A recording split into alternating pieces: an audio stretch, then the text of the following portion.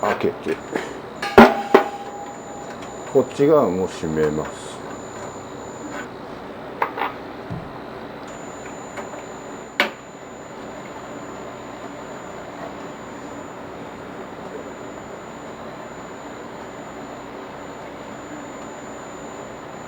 まあ音変わらない。すぐ停止します。冷房停止しました。まあこれでゆっくりできますけどね。ポンプダウン始めたらですね、こっち側のバルブ閉めた時点で冷凍気油の循環がなくなってしまいますんで、そしたらコンプレッサーはオイルレス状態で回ることになるっていうらしいですね。こっち側閉めたらもう完全に冷凍気油が入ってきませんのでね。消費電力が少ないからそんなに負担はかかってないように見えるんですけれども、できるだけ早く、慌てることはないけど速やかに停止する方がいいですね。でこれでチャージバルブ左に回してですね、完全にこの冷凍サイクルから分離します。これ左回したら虫を押してる棒がこっちに引っ込みますから、虫はこう出てきてここで分離された状態になりますね。ボンベの線はもちろん閉まってるし、でここも閉まってると。これでさっさとねこのチャージバルブ外しても大丈夫なんですけれども、ここまで丁寧にやったんで最後まで厳密にやります。この中のサービスポートの虫なんですけれども、これは自動車のタイヤの虫なんですね。で自動車のタイヤっていうのはもう中に圧力がかかっている時に、その圧力で押されて外に漏れないようになってると。しかしこれ今配管の中、ポンプダウンしたから真空に近い状態になってます。つまり引っ張ってる状態ですね。だから虫がちゃんと働いてるとしても、この真空になってるからその吸い込もうとする力に対してバネの力だけで耐えてるわけですね。しかしこのままパッとこれ外したらその虫の状態にもよるけれども、もしかしたら空気吸い込んでしまう可能性もあるんで、これ先にねもうこの中の不圧をマイナスの圧力をね解消しておきます。この冷媒を開放して、送り側ねゆっくり、これもうゆっくりですね。今じゃーっと音がしました。なんか冷媒が流れてる音がしますね。もう適当なとこでやめてもいいんですけども、もう邪魔くさいし、もう全部開放しときます。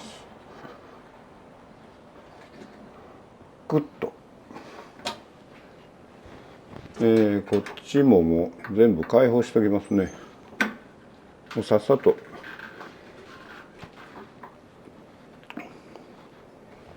普通の状態に戻しました。これで配管の中冷媒で満たされて、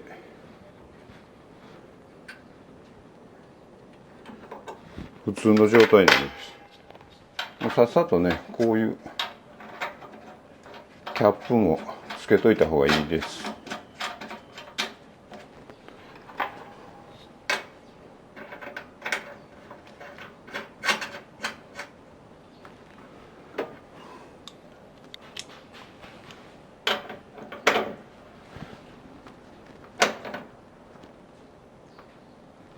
キャップは確実に閉めると。この中のバルブがダメになってももうキャップだけで止まってるっていう場合結構ありますね。だからちゃんと閉めといた方がいいです。でここでようやくチャージバルブ外しますね。これはもうここで一応閉めて分離した状態でしたねさっきで。あとはこれをここももちろん閉まってるし、これ外します。音がするかどうか。これ外しても静かに聞いてみましょ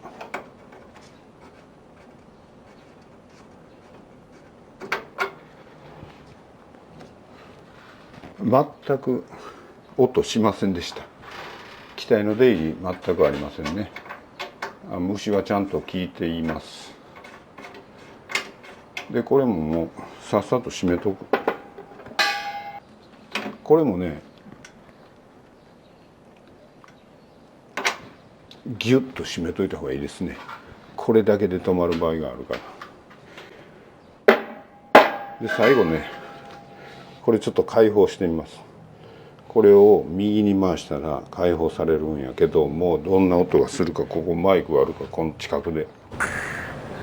一瞬音がして、ちょっと小さい音がして、これは中に吸い込まれた空気が吸い込まれた音です。ポンプダウンの時に不圧になって、真空に近い状態になったと、その状態で今切り離されたわけなんで、空気がヒュッと吸い込まれた音です。もし冷媒が残ってたらこんなもんやない、一瞬だと思いますけども、プシャッと音がすると思います。そんな音ではない。もちろんこれ外しても、これで終わりです。ガスチャージが終わってしばらく運転しました。吸い込み温度30度です。吐き出し温度は20度以下になっているようです。18度ぐらいかな。冷え冷えです。エアコンのコンセントに電力計もつけています。しばらくは異常な消費電力にならないか様子を見ることにします。今は720ワット弱です。今日も最後までお付き合いありがとうございます。エアコンのガスチャージですね。もうこれ最低限の道具ですね。このボンベ、こんなごっついのいらんねんけど、これしか売ってないししょうがないですね。最低限の道具言うてもこれとホースと、それとバルブと、あとはもうスパナとか、そういうのはこの最低限の道具だけでなんとかやっつけることはできると思います。8月とかね35度になるような猛暑日であればうまくいきます。やってみようという方いらっしゃいましたら、うまくいくことをお祈りいたしております。ご意見ご質問などございましたらコメントいただけましたらありがたいです。それでは今日はこの辺で失礼いたします。